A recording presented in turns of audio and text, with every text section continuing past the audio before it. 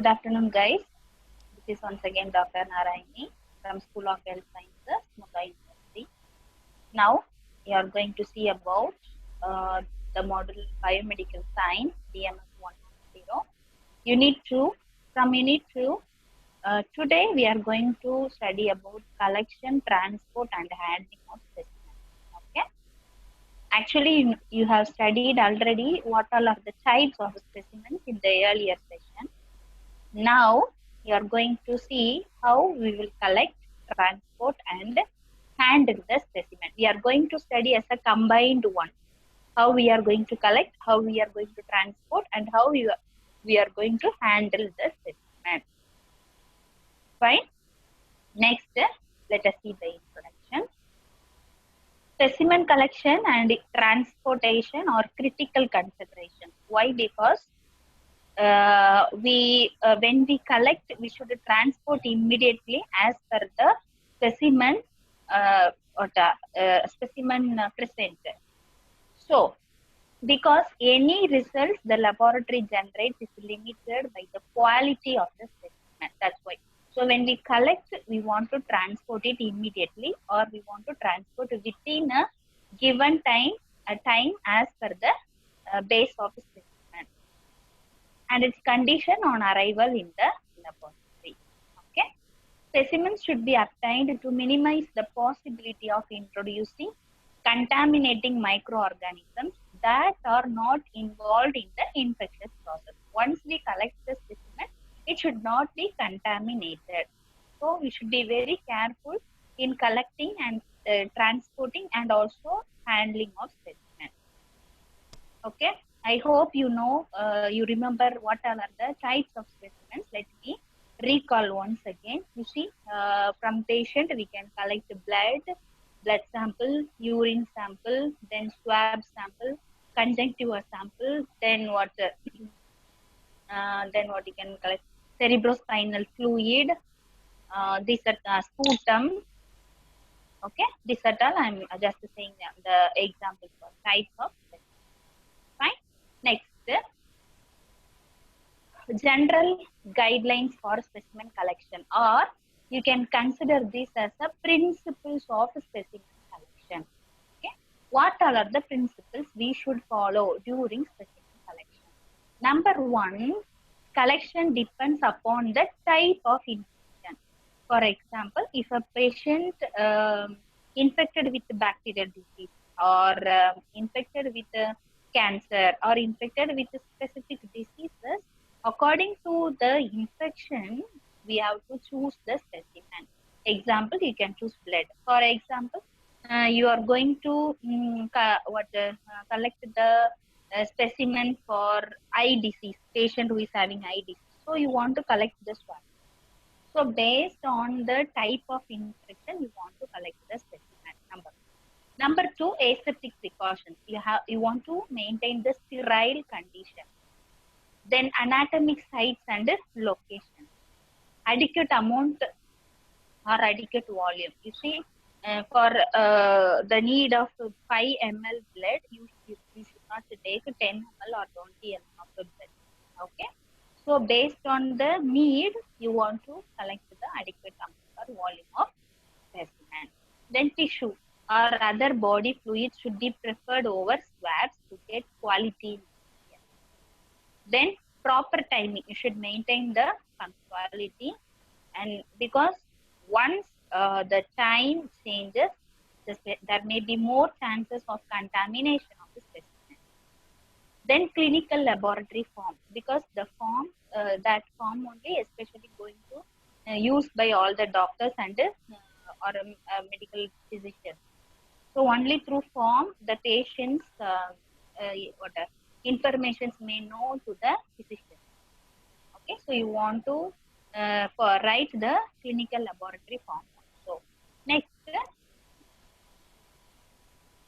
how this form will be means it should consist of name, age, sex, IP number, time, date, ward number, urgent or it is a routine test, nature of specimen, and what is the investigation needed. Then it should be signed by doctor and contact number of the staff or doctor. Okay. Next, the principles of specimen collection is continuing. Use of transport media. What media is used to transport? Then proper handling, labeling, and transportation. Use of proper container. You see, now we are going to see the collection container, specimen collection container in the further slide. There are specific containers for specific tests. For example, if you are doing, if you are analyzing this urine test, then you want to collect urine in a specific container. Okay, so specific containers were available. So you want to use proper containers for proper test, proper collection of specimen. Instruction to the patient, then before the administration of antibiotics, avoid contamination of specimen. Okay, next, the principles also again. Here we are ending the principles of specimen collection. Next, principles of specimen transport. Within 2 hours of collection, the specimen should transport or according to the specific time given by the doctors. Then containers should be leak-proof, okay? It should not be leaked. Then separate section for paperwork. That means they want to paste the stickers so that the physicians may write some information on the stickers. Then special preservatives or holding media, because if you take blood, it should be we should prevent coagulation. So they can add anticoagulant or they can add coagulant. Then biohazard label, so that those who are handling these specimens, they will handle it with very care. Okay, so these were the principles of specimen transport. Next, you can just observe the diagram of packing these specimens. This is common for all the specimens. How we want to pack these specimens means the packaging system consists of those parts, like it consists of cap. It should consist of absorbent material so that the leakage will be stopped. Then specimen record, then secondary packaging, then primary receptacle, then test tube is there inside. So this is what a packaging system, I mean safe system to handle or to transport the specimen. Okay. Next, we are going to see the collection. What are the containers used for specimen collection? Okay. Number 1, Corticus universal container. Then spoon attached to the inside of the screw cap. Okay, you can observe the picture there. That is the picture for collecting the fecus. Container used to collect the fecus. Next, container for collecting urine. You can observe the picture here. Universal container for small quantities. Then for larger quantities, also the container is available. Then for sputum, universal container should not be used. Instead of that, there is a specific container in which the container is square shaped. Okay. Next, for blood, different types of containers were available with different colors. The caps will be in different colors.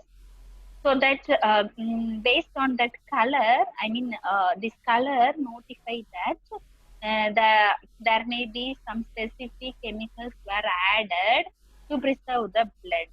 Okay. So here I didn't add the colors and which color cap is used for which type of storage, because if we don't want to go very deeper, we can just study what about the collection, transport and handling of specimens. Okay. For blood, without anticoagulant for serological examination, with EDTA for parasitical examination. We want to add this.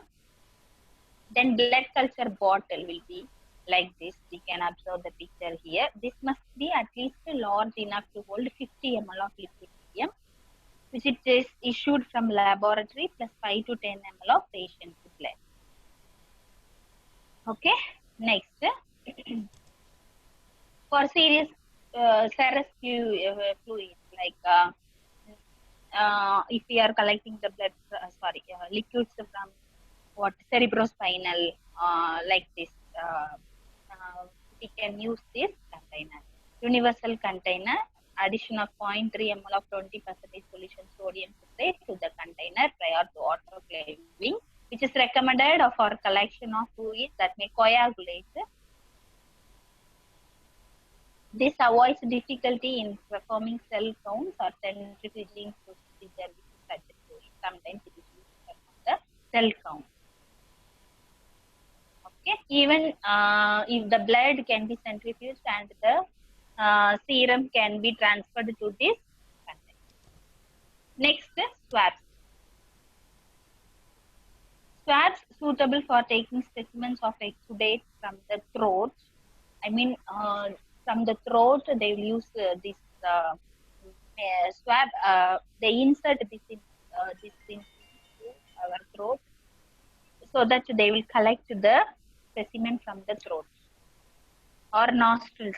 You see nowadays for coronavirus, they are using this swab to check the COVID-19 because it is settled in the nostril and the throat. Okay.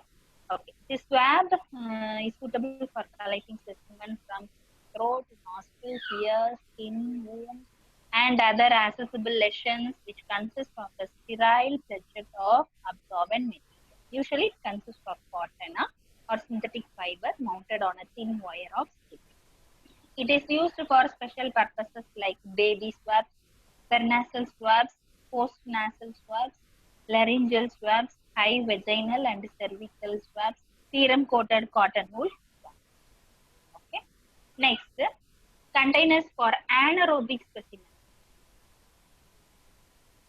Anaerobic specimens, we can use syringes and a needle. Tube or vial contains semi-solid holding medium with an atmosphere of 5% carbon dioxide. That is used for putting up the swab. Where you can just know a container for anaerobic specimens, we are using syringes and a needle for collecting the anaerobic specimen. Okay. Next, eye. How we will collect the specimen from eye. Now we have seen the containers used for collecting the specimens. Now we are going to see how these specimens were collected. Number one, we are collecting from conjunctival, I mean eye. You can see if you take this eye, we are having a pink color pot is here. That's what conjunctiva. We are taking the specimen as a swab. Okay. So in a container, you can take aerobic swab moistened with the short saline medium. That is a laboratory. Want to collect? How we want to collect means it should be obtained from superior and inferior dorsal conjunctiva. That means you can take from this place or you can take from this place. Then specimen of both eyes with separate swabs by rolling swab over each conjunctiva. I mean both eyes should be separated in the container. If a viral culture is requested, a second specimen is also collected. For chlamydia culture, swabs are taken with the dry calcium alginate swab. I mean, this is a material used to collect the swab. Next, transport. So now we have collected the specimen from eye. How we want to transport it means it should be transported within 24 hours. And for viral culture, placed in viral transport media and delivered promptly to laboratory or refrigerator for a short time, and then transport using ice. Okay? In a wet ice, you want to keep the culture. For chlamydia, place in 2-spoon transport media. That means viral culture. You see that within 24 hours, RT means right time. That means you can transport within 24 hours or you can transport immediately. That is what denoting RT, right time. Fine. Next, corneal scraping. Corneal scraping, you can use the container Then patient preparation, clinician should instill local anesthetic before collection. Then anterior chamber and vitreous culture. Anterior chamber and vitreous culture. This is what I said. We can use syringe and needles to collect the specimen. So aspiration is carried out with a tuberculin syringe, which is fitted with 25 to 27 gauge or 20 to 21 gauge. Transport immediately or right side. When you collect the sample or a specimen, you want to transfer it immediately. Next, ear. How will you collect the specimens from ear? We can collect from inner ear and outer ear. From inner ear, the container should be sterile, screw cap tube, or anaerobic transporter. Patient preparation, you want to clean the air canal with mild soap solution before puncture of the air drum. Then collection, aspirate material behind the drum with the syringe if air drum is inside. Use swab. We know already what is swab, right? So you want to use swab to collect the material from ruptured air drum. Transport, you should transport immediately. Next, outer ear. How should we collect the specimen from outer ear? Container, aerobic swab moistened with the spots, RIMS medium. I already said that it is a laboratory storing. Okay. Patient preparation, the patient outer ear should be wiped away, sterile, saline water. Collection, firmly rotate swab in outer canal. I already told you. Transport, you can transport immediately or within 24 hours. Next, respiratory tract. How we can collect the specimen from respiratory tract. Collection of, you know what is in the respiratory tract, is it? Yeah.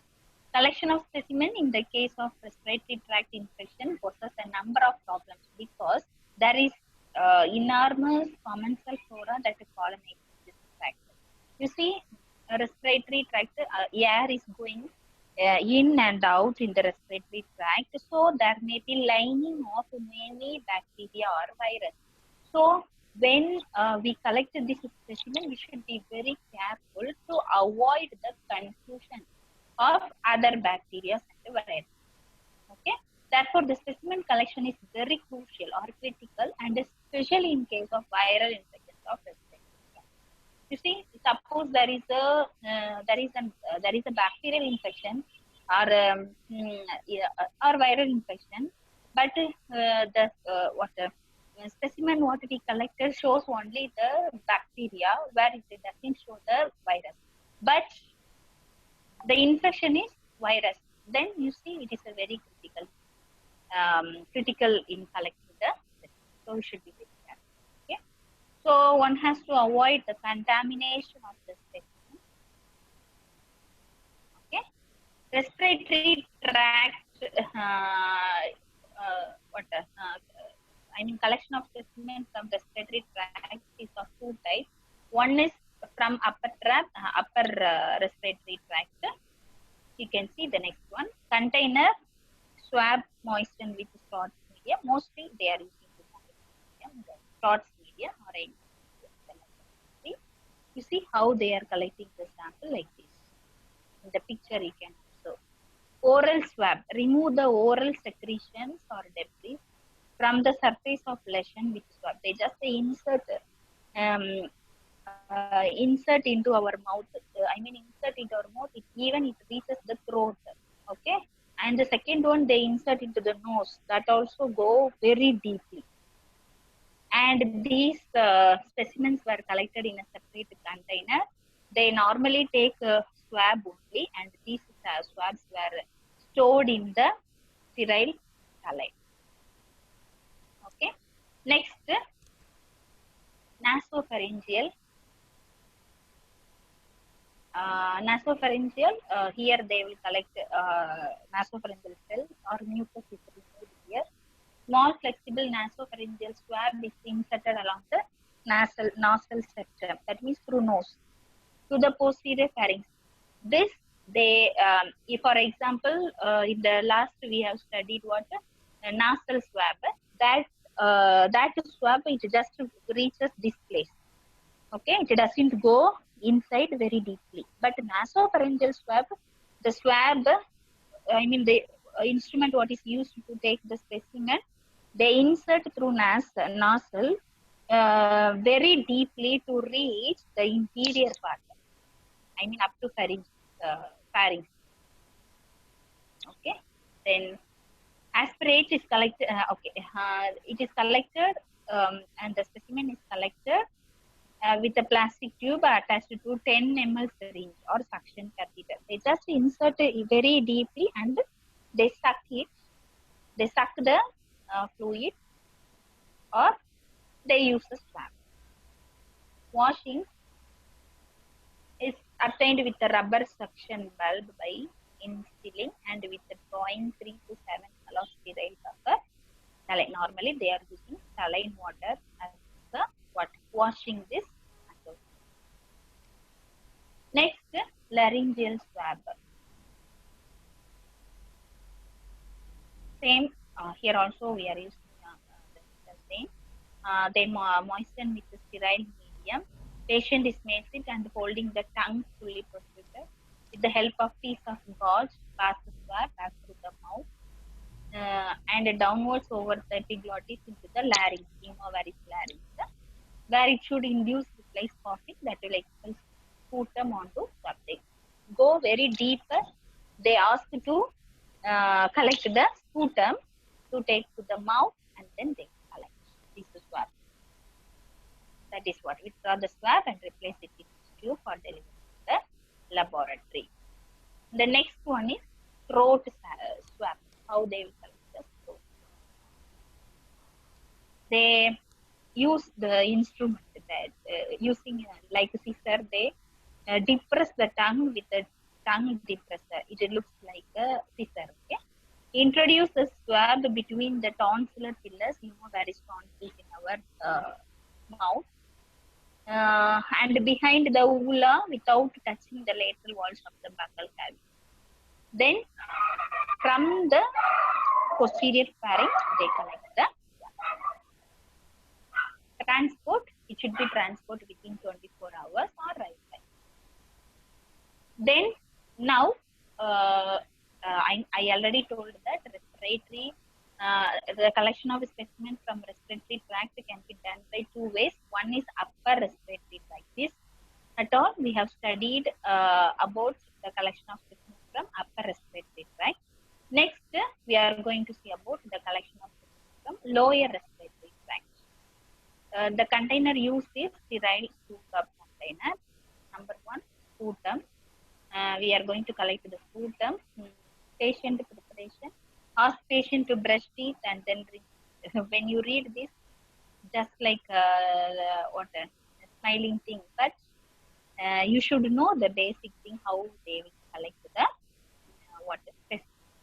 So ask patient to brush teeth and then rinse or gargle with water before collection, so that the place will be free to collect the specimen. Okay.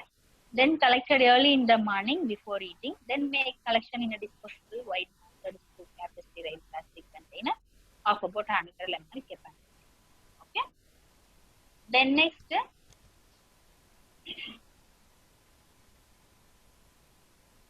transtracheal aspiration. Actually, mostly this they don't. I mean, very deeply they ask to collect the food. Okay? Most of the very rare this collection is doing by the physician, because it is little difficult to collect from the patient. It makes difficult to the patient. Okay. Obtained by inserting a small plastic catheter into the trachea through a needle previously inserted into the skin. And because thyroid, right? I mean, they just insert the catheter through this place. Okay. So through this place, it enter into the respiratory tract. This technique is rarely used, but you want to know just so that just these are all the methods used to collect the specimen from lower respiratory tract. Next, You can see bronchoalveolar lavage. I mean, from bronchi, how we will collect the specimen.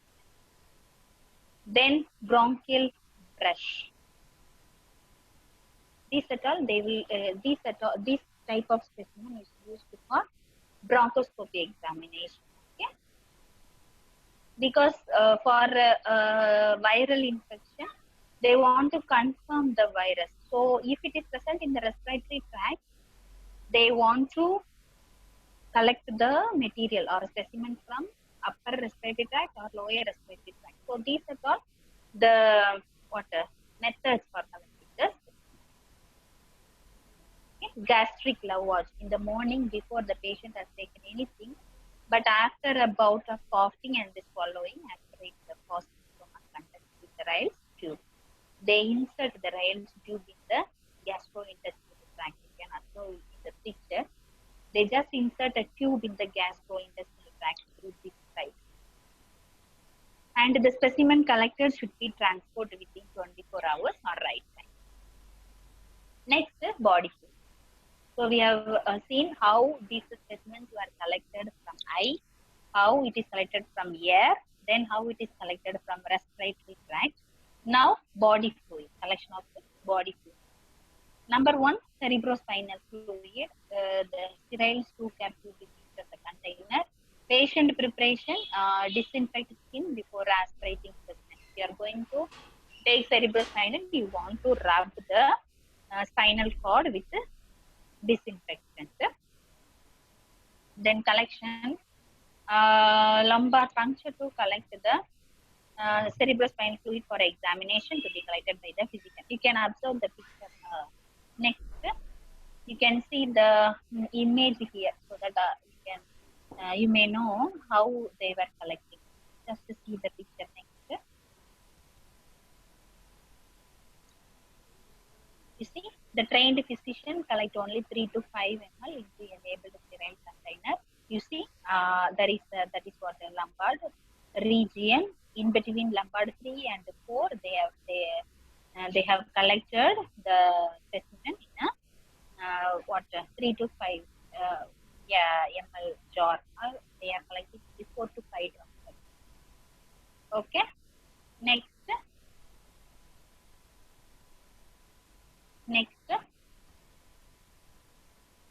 transportation to laboratory.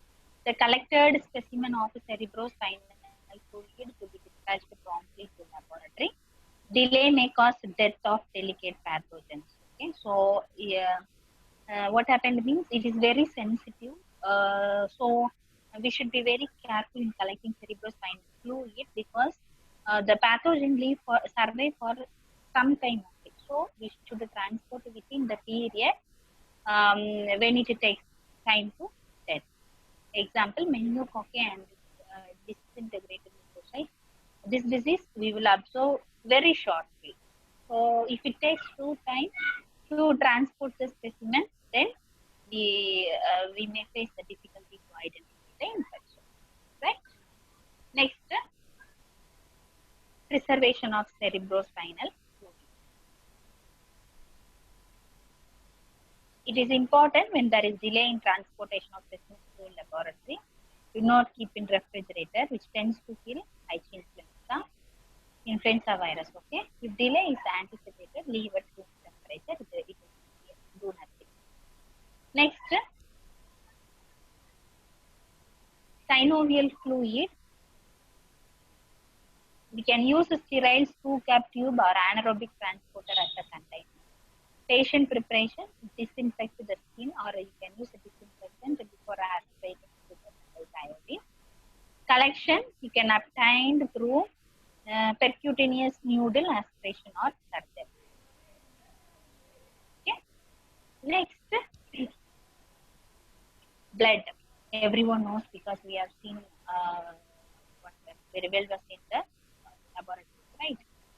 Even we may experience by giving blood for viral or bacterial infection. Okay.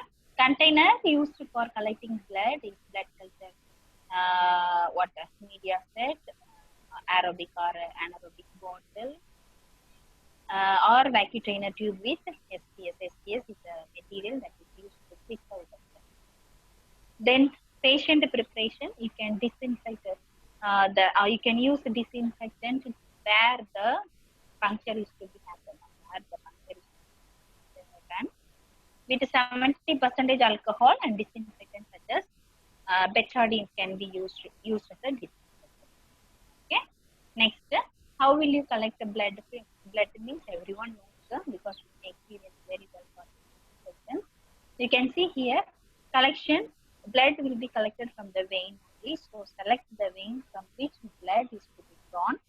Disinfect the venipuncture site. Allow it to dry with precautions to avoid touching and recontaminating the venipuncture site. Take the specimen of blood and put it immediately through the hole in the cap of water so that you can avoid the contamination. How much volume you can collect means in adult 5 to 10 ml, where in children 1 to 4 ml, that is better. Transport, you should transport within 2 hours, right?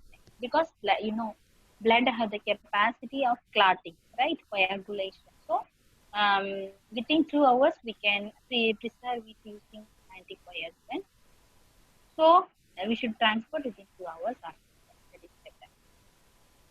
Next, gastrointestinal tract. If suppose the infection is gastrointestinal tract, how at all we will collect the specimen? Number one, collection of stool.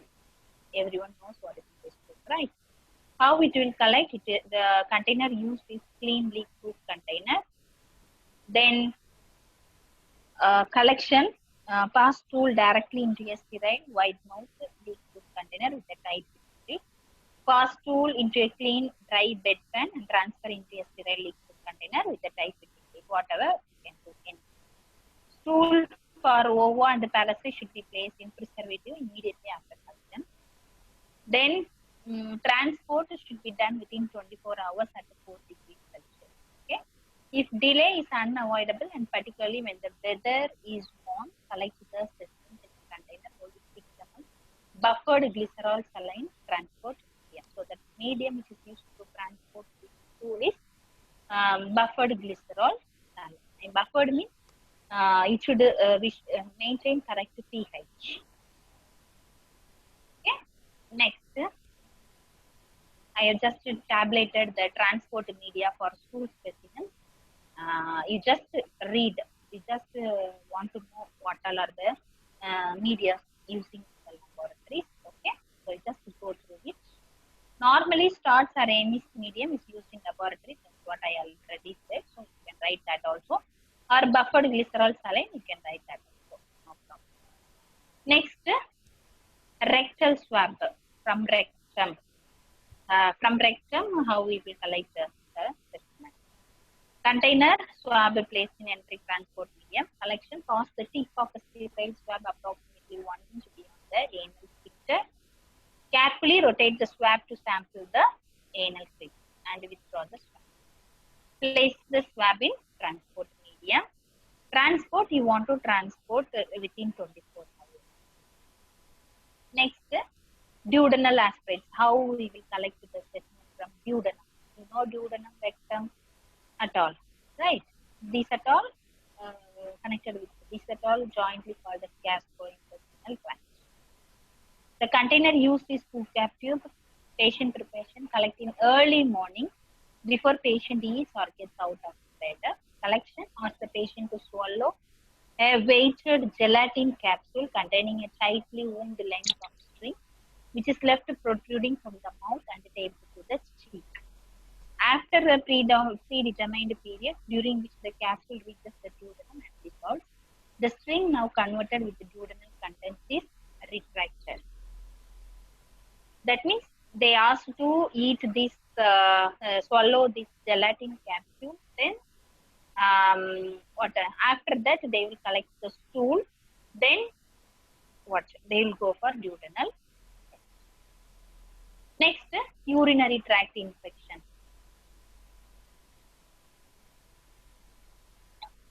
You know, we may experience so you can use a screw cap container. Patient preparation, females and males, just to go through, read through that. They give the container so that in the container we can take directly. Transport next. Transport, it should be done within 24 hours at 4 degrees Celsius, whereas 2 also should be done within 24 hours at 4 degrees Celsius. Okay. Next, catheter specimen of urine. They can use catheter, or it looks like a syringe. They just use a catheter.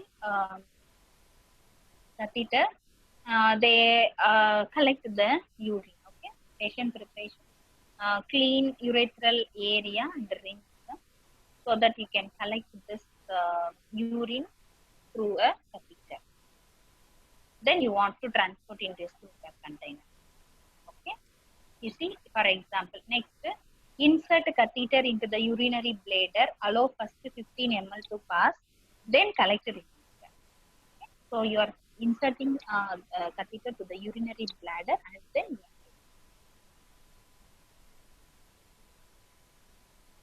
next,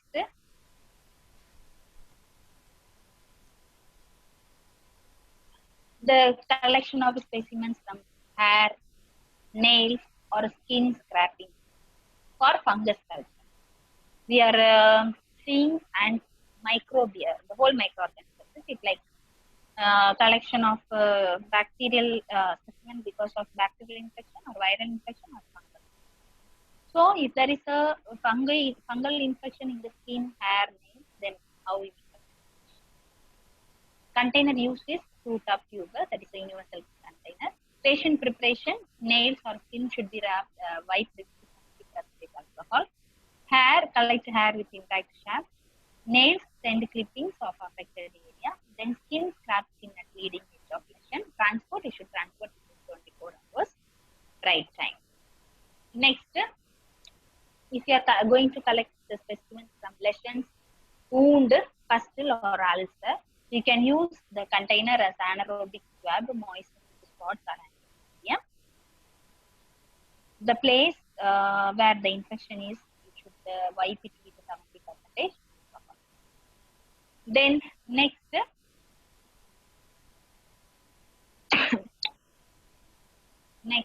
genital tract.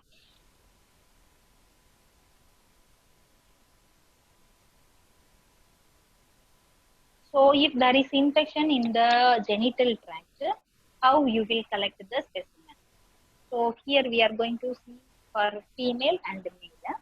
Female, cervical swab moistened with the spots or amniotic medium, that container is used. Patient preparation, remove mucus before collection of the specimen. Collection, swab deeply into the endocervical cannula. You want to insert the swab in the genital tract. Transport should be done within 24 hours. Only for blood, it should be within 2 hours. And for cerebrospinal fluid, it should be within, it should done immediately. Others, it should done within transport within 24 hours. All right. Okay. Next, vaginal swab. I'm just going so you can go through the slide.